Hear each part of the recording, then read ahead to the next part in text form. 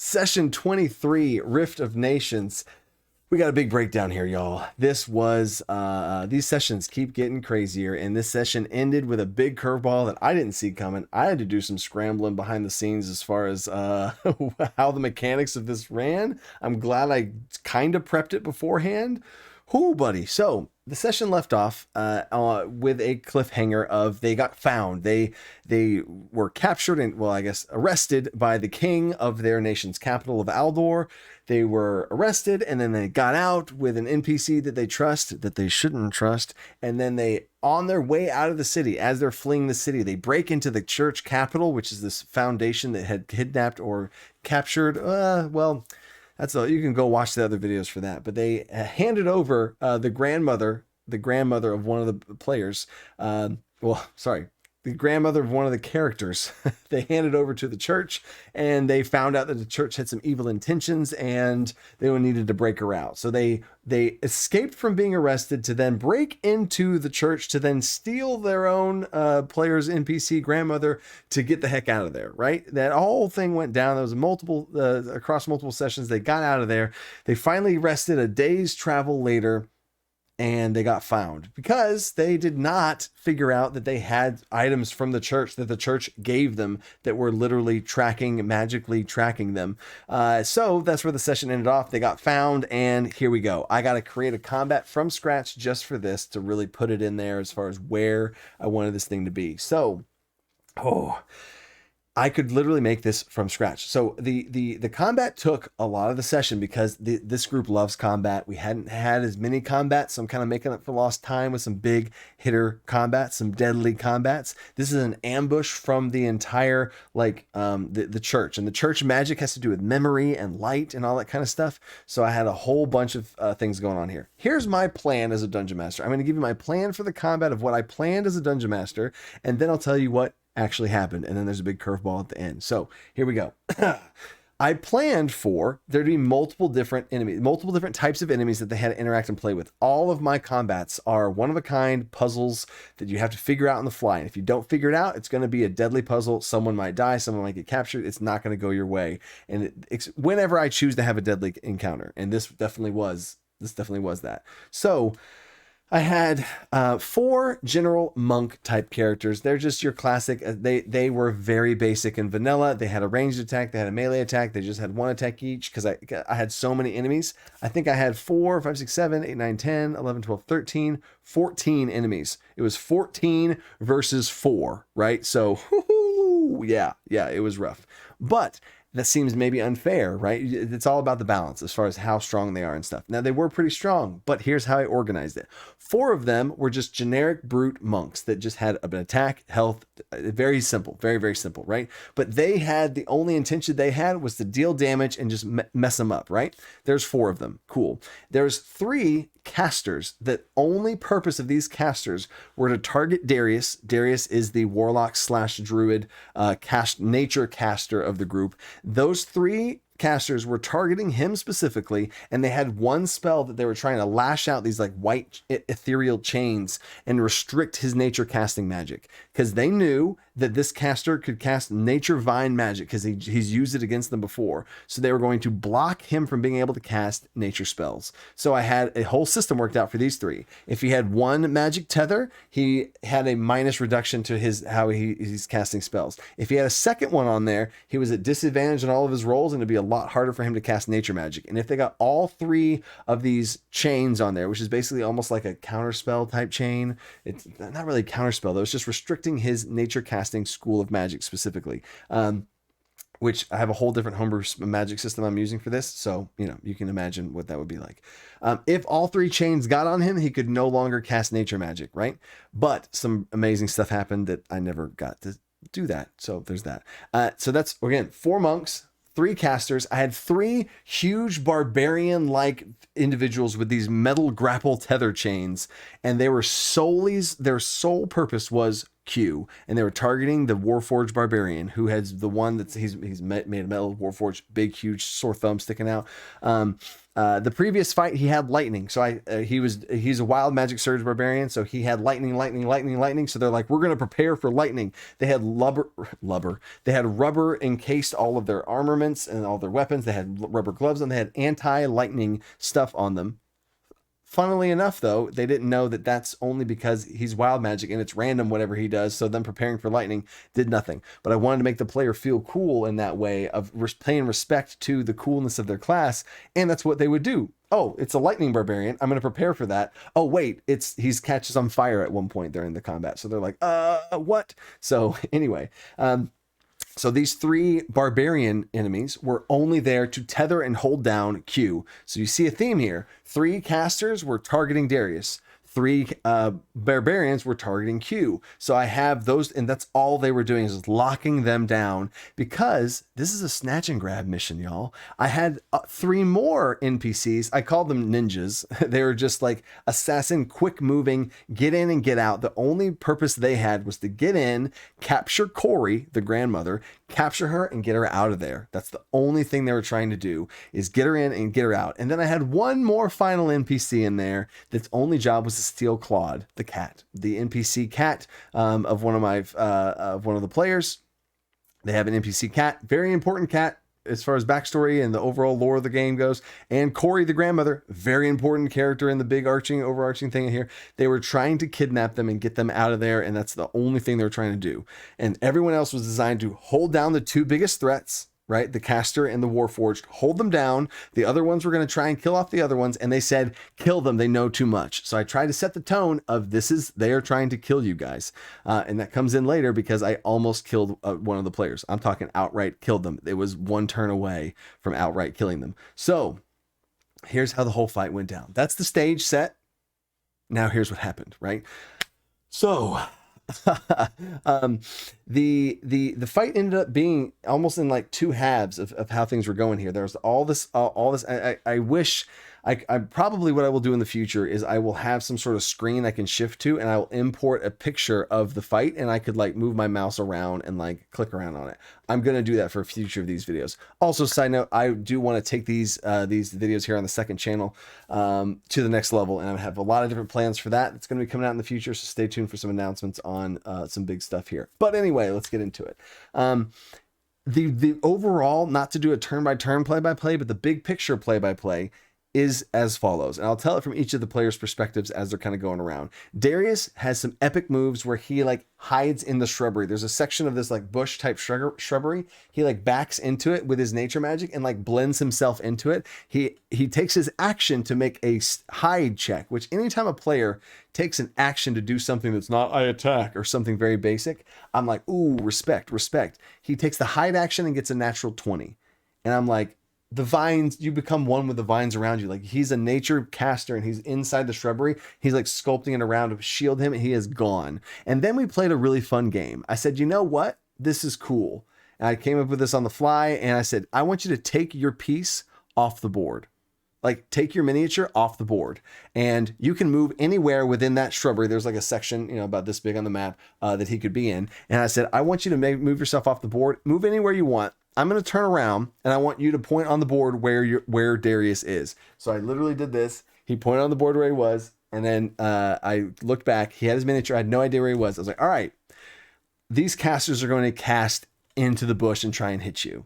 So the very first time I did it, I just had them roll at disadvantage and all this kind of stuff. And then we set this whole thing up. And then once we played that game, he pointed on the thing. I had like about eight or nine squares to choose from. So each of the 3 casters, I homebrew ruled all of this. Each of the 3 casters made their checks and they got their spells off. Only 2 of them got their spells off because the third one was being attacked by the fighter. So these 2, and I had 2 chances. And I was like, all right, first chance. And this player that did this, he's my best friend. He's the best man at my wedding. We've played together for years.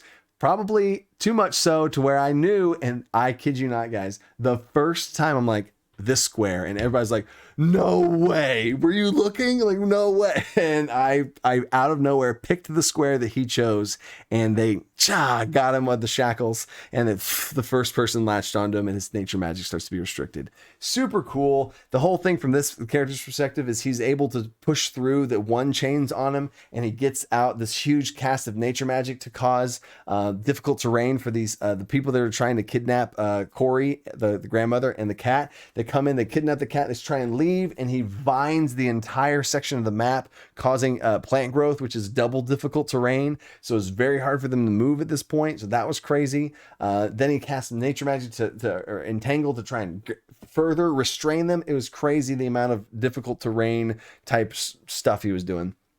Then the fighter runs in. He runs in right off the bat, starts attacking the other casters, starts attacking the monks. He's taking people out left and right, action surging, all this kind of stuff. He's going to town. He is hacking people down, right? Doing a great job. And then there's a moment where they start to escape, and he's like, I need to go help them. And he's like, I have a potion. There's a random potion. If you guys have been watching this, I think it was like session 7 or 8 or something. He got a random potion from a witch.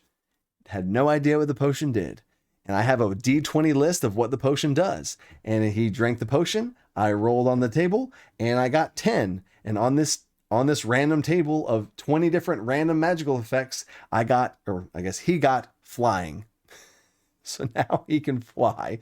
The most beneficial thing he possibly could have rolled in this whole thing. He gets it. And I said, I describe it. There's this like epic description of trying to build up the hype moment for this. I was like, what's your intent right now? He's like, I want to try and get. And I was like, oh, it was so funny to me when he was explaining what he wanted to do, because he's going to be able to very easily do it. And he flies into that was great. And his character's name's Ivar, for the record. And for the rest of the session, they called him Flyvar, which was just absolutely amazing. Pun, next level inspiration also. So anyway, so he flies in there and starts hacking down the people that are stealing away these people, or stealing away Corey and the cat, and he starts hacking them down. So he flies off to this. Darius is off to these people escaping with the grandmother and the cat. So you start to see the picture I'm painting. These two players are very focused on stopping the people getting away. Then you have the other two players, the barbarian and the artificer/ranger. These two characters. The barbarian was very much so occupied with the 3 barbarians trying to hold him down in place. Super cool stuff. It was a grapple tether mechanic where it's grappled, but you can't move away from them. You can move towards them. But then I grappled them from both sides, which stretched it out to where you can't move. But then he decided to try and pull the guy with the chains over the top of him. And he did some pretty cool stuff with that. And then there was this one epic moment where he was, imagine this, he was tethered by all 3 of them, right? Which means he should be in a real bad spot. It's automatic damage for every person that's tethered onto you. It's automatic damage. So he had, here he was in the center. There was 2 people on this side tethered to him and 1 person on this side. And they're all like anchored down, tethering to him. He says, I want to guide the one guy, grab it on there, and I want to go over the top, pull him around, and like a meteor, slam him on top of the rest of the group. I was like, oh my gosh, this is amazing. This is amazing. Let's see if the rolls happen with this thing. So he did a contested check, beat him by 5, like definitely beat him in this whole athletics contest, or strength contest really. And he goes over the top of him. And I was like, all right, in this moment right now, how much of your action do you want to pour into this? He's like, I want to use everything. So he used his action as well, or part of his action was the grapple contest, right? That's how I ruled it. He has extra attacks, so he has 2 attack actions. I ruled as one of them was the act of pulling him, and I was like, second one, let's go ahead and add this in there. Second one rolled, hit as well. So how I ruled it is he pulled him up in the air over, and I had him roll his attack damage, and it applied to all of them. So the main person took all the damage, and the other 2 took half damage from the impact.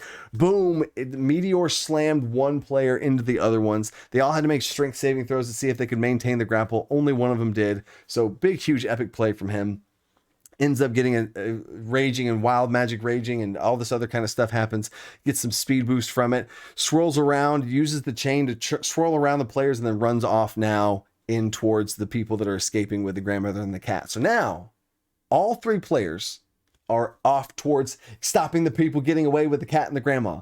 And that leaves Clara, the artificer/ranger, by herself with 2 of the big, huge barbarian monks. The one that got slammed died on impact from the whole fight. This whole fight lasted about like hour and a half. Like, it was a big, long fight. So I'm very much so rapidly going through this. But there's 2 barbarians left, and 3 monks left versus Clara by herself. And that's just how the fight ended up. All of it, if this is the map here, here we go. All of this was happening in the top of the map. All of the escaping, they're running this way. Everybody's converging towards this way. And then Clara is left all by herself with 2 monks, or 2 barbarians and 3 monks all around her. And she was at, I think she was at 6 health. And I was like, this is bad. So as I knew this was bad, I made it very clear multiple times. I was role playing the guys fighting her. I was like, this is it. Kill her, finish her now. I've made it very clear that they were saying, finish her, kill her, in her now. I referenced something about her father from her backstory, like get her, kill her, so that everyone knew that this was going to be, they were going to kill her. As in, it's a very thing, like whenever you're a dungeon master and a player falls down, you usually would target somebody else. It's just a bad move to stab the people while they're down and kill their character like that, unless it makes sense. And I very much wanted to make sure that I set the bar at, it would make sense for me to kill her if she falls down. So I made it very, very clear. So Flyvar, the flying fighter at this point, they wrap up the combat. They take care of everything that's going on. And now they have 1 round to get back to her to try and help as much as possible. So Flyvar gets over there, hacks through one of them, kills one of them. So now there's 5 bad guys, 2 barbarians and 3 monks. He kills one of the barbarians. Now there's 4 characters left. All right.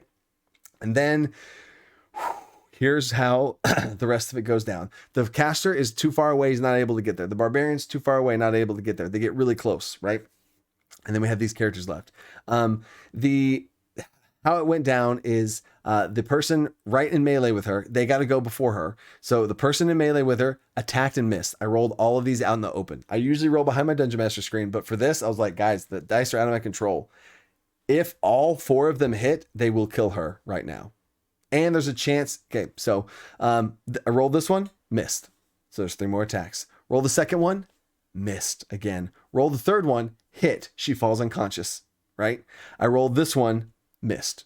So, and I rolled all these dice out in the open in front of everybody, right? Just to become, so it didn't feel like I was like, oh, I just, you know what I'm saying? I don't want to have any of that. The dice are telling the story. Here we go. So she falls unconscious. It's her turn now. She makes a death save, fails it. And then they're like, whoa, okay, we still have some people to stop and protect. And I said, kill her, ignore everyone else, kill her. We need to, yeah. So I made it very clear that the combat kind of stakes shifted towards this being the focus now after the escape. And that's the coolest thing about this combat was they were down, they were behind, they were worried about this. And then, oh wait, curveball, they're kidnapping and they're leaving now. Alternate win condition. What, stop them. Oh, alternate win condition again. They're going to kill Clara. Oh my gosh. Right. So, whoo, buddy. So then Darius is able to cast a wind wall. It blocks all of the projectiles. Amazing move. Wind wall to stop the projectiles. And the only people left were the projectiles. One person's left inside of the thing. And Ivar's able to finish him off. And then he's out of the picture. They can't throw the things anymore. They get it. And then another really interesting thing with Q is he's always been trying to shoot his wrist projectile. He rolls on his wild magic table, and I kid you not, on the wild magic table, I have a whole video on my wild magic barbarian if you're interested in that on the main channel. But he rolls a 4, and a 4 is your weapon turns into a projectile and deals magic damage as a projectile. And he has his weapon. This barbarian doesn't use any weapons. He's fists only. And he's been trying to shoot his fist like a extendo, like rocket fist type thing. And he randomly rolled fire, and he randomly rolled to land on this thing. I was like, oh my God, the dice have again aligned perfectly. So he goes to punch, and his fist shoots off like freaking mechs. What's that mech movie? Titans? I don't know. And he shoots the rocket fist, takes out the dude, kills him with the rocket fist. He was already low health anyway. And he accomplished his dream that he's been building up to. This is now session 23. Finally accomplished his dream of shooting his own fist off. And then he couldn't attach it again. So he doesn't have a hand for a while now. He's walking around with his own hand. He's going to have Clara reattach it, but she's unconscious right now. But Ivar comes in, he gives her the health potion. They beat the combat. Super well done combat. I feel like on my part, it's not like well done on me, like pat me on the back. Like I feel like the combat was awesome, and I had no idea the way it was going to go, but everything that I put in place and the way they interacted with it, great combat. I feel like there's moments that whenever you finish a combat as a dungeon master where you feel good about it, or you feel like the one thing I feel like I could have changed was maybe be a little bit more restrictive on the nature casting of the druid and try and restrict the magic more. But it was really cool how he was navigating around it. He nat 20 hidden to it. He was being very clever with the whole thing. So honestly, I feel like that I wouldn't have changed anything. I wouldn't have changed anything. That's just props to the players for handling it the way they did. And all the stuff I threw at them and the curveballs that they threw back at me. Great. One of my favorite fights, of the whole campaign. So it's super. And it was very simple, like, ambush by the church. And I really wanted to try and make this into something fun. And it really, really was really cool. So now, end curveball of this whole thing. Darius starts to mess with his dream magic. And he realized from if you watched the last episode where he put the dream crystal up to the forehead of the high priestess and realized that he had some sort of magic potential to like overpower and go back and forth and manipulate dream magic. He does this and he's like, okay, I want to try something here. Can I get into any of y'all's heads? And I was like, oh my gosh, is he doing it? Oh my gosh, is he doing it?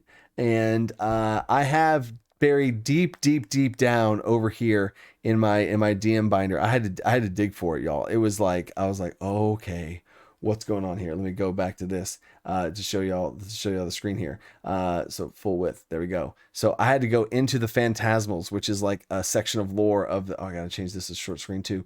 I had to go in here, and this is the Plane of Dreams, and I have some stuff that this was all I flushed. I was like, all right, this is like the dream stuff. Okay, cool. This is all I had for the entire Plane of the Dreams. And there's the whole nightmare realm and all this kind of stuff. And I was like, all right, I'll prepare this out. This makes sense. So as soon as I realized he was like starting to prepare, I was like, I'm going to try and go like see what I can play with your dreams. I was like, oh my gosh, he could stumble into this and enter into the nightmare plane. And so I start reading. I'm like reading back up on myself. I'm like, okay, power. How do you get there? Okay, the planar travel. Okay, spirit travel. Like, you'll see what I'm saying right here. Spirit travel. Okay, you gotta have a connection. Fall asleep. Okay, they fall. Okay, charisma save. All right. Here we go. And I winged it from there. All I had was just a very little to go with. And he goes to enter her dream. I said, I need you to make a charisma check. He makes a charisma check. The DC was 10, and he makes it. And he enters her dream, and then she can see him in his dream. And I was like, all right, I have no idea. I am making all of this up in the moment based off of I know how the plane works. And I know if he pushes further into it, he could enter into the nightmare plane through DC 10, DC 15, DC 20 to finally get through the whole checkpoint thing. And I want to see if Clara does something to help him. She didn't really do much. She just described her character as like watching everything happen. So I had to kind of make up a bunch of stuff on the fly to further facilitate more, because if both players are saying stuff, then it's a lot easier to kind of like, oh yeah, okay, well you're doing this. Oh, well that triggers this. And like they're playing with your world. But one of the players was like, oh, what? I'm just going to watch. Like, oh, what's happening? Almost like it's like a movie. So I was like, okay. So then I had to keep throwing things in there to see what was going on. And the other player's like, I want to try and go. And so to not get into the full mechanics of how this nightmare plane works, is the player's head, the character's head he was in, where she could see was there, and he could move around freely inside of it. But what was interesting is that when he moved outside of her vision, from his perspective, it was like a video game where like they render the certain spot that your character can see, but they don't render the rest of the world because it would be more intensive graphically. That's how I described it to him. I was like, you look around, it's empty, void of nothingness. He's like, I want to try and enter it. Brilliant. Thank you. Make a spell check again. Here we go. And he tries to push further through it. I was like, the DC is higher on this one. And he hits like a 19 or something. I was like, all right. He pushes through it. He's now into this actual world. And he changes the whole thing. His eyes start glowing in the real plane, like where he's at. He starts, and he's like, oh wow, so I can move around. He's like trying to talk to them now, and he can. It's really interesting where he's at. He's in Clara's dreams, and Clara's dreaming about her family and where they're at, and they're in danger and stuff. That part doesn't matter as much. But then this is the part that the session ended on. he starts to try and act in the world. He's talking to the people. He's trying to stop these guards rush into the house to try and capture her Clara's mom and sister, and they rush in. He's like, stop, and he yells stop, and I said, you make another spell check or whatever. And the DC was 20. He rolled a 19, but he used his inspiration dice to bump it just a little further, and goes into, I described in the material plane, I said, what you guys see is you see Darius over Clara's body, like his eyes are glowing, his hair's like lifting up, and he's like, there's definitely some magic going on, and then Darius disappears and he's no longer there, and you see this silvery energy kind of flow into the forehead of Clara as Darius is gone. And they're like, wait, what? So now Darius is gone inside the plane of the nightmare plane. And that's where we end the session. And that was, I also had it to where Clara woke up. Like at the very end of this whole thing, I was like, how do I end this thing with Clara? And I was like, I got to end it on a cliffhanger. What's going on? I was like, Clara, what are you doing? And she like moved around to find her sister and mom. They're captured. Oh my God. And then she wakes up. And then Darius is nowhere to be found. And that's where we ended the session. So now, as a dungeon master, I get to figure out all of how the nightmare plane works, and it's interested in the how it works, the intrinsic. I don't know what word I'm trying to say. The subtle things to how the thing works. I have to figure that out now, but I can't retcon because I already said things certain happen. So now what I have to do is I have kind of a flushed out thing of a concept, and I know the lore aspect of this plane and what it means and all this kind of stuff. But now I have to take all of these preset lore things I have, how it fits into the campaign and what things I need it to be able to do in the campaign, and what I've already said in the world of how things have been working. And for example, the player wakes up. I had a thought in my head. I was like, well, when she wakes up, would he just reappear? And I was like, nope. And now that I've set that in stone, I can't go back on it. So I have these preset things and these preset things. I have to merge those together to see what I got and flush out the system from there. And I got, this week to do it. And then we'll see what happens next time. So I'm really excited to kind of flesh out the rest of this world. It's heavily inspired by the astral plane, plus the ethereal plane, plus the Shadowfell, plus the Feywild. Boom. All of those combined together into this nightmare plane. This is a part of this campaign. It's not I have a whole bunch of stuff on planes, but this is the nightmare plane. So there's the whole big picture. It was a crazy cliffhanger once again to hang off on this character disappearing into the nightmare realm. And that's what we'll pick up next time. And I'm going to have to be staying creative, thinking outside the box. Peace.